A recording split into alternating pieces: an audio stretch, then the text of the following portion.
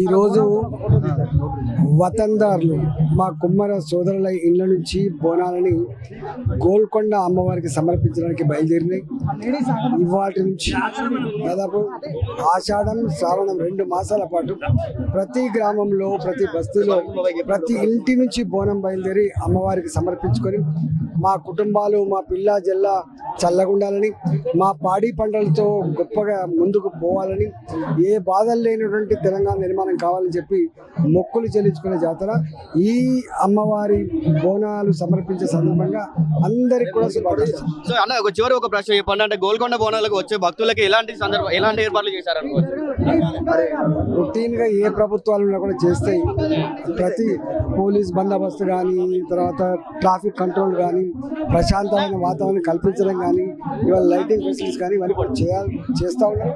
మరింత మంచిగా చేయాలని చెప్పి కోరుకుంటున్నాను. సో థ్యాంక్ యూ అన్న. సో ఇది ఈటల రాజేందర్ గారు. సో ఇది మొత్తంగా ఈటల రాజేందర్ గారు చెప్తున్నారు. అయితే ఏ ప్రభుత్వం ఉన్నా కూడా మేము ఎలాంటి ఏర్పాట్లు చేయాలో అలాంటి ఏర్పాట్లు అయితే చేశాము. అలాగే ఈసారి కూడా అలాంటి ఏర్పాట్లే చేశాము. భక్తులకు కూడా ఎలాంటి ఇబ్బంది కలగకుండా మేము చూసుకుంటామని కూడా ఈటల రాజేందర్ గారు చెప్పారు. సో కెమెరామెన్ వినయ్తో కిరణ్ సైనింగ్ అప్.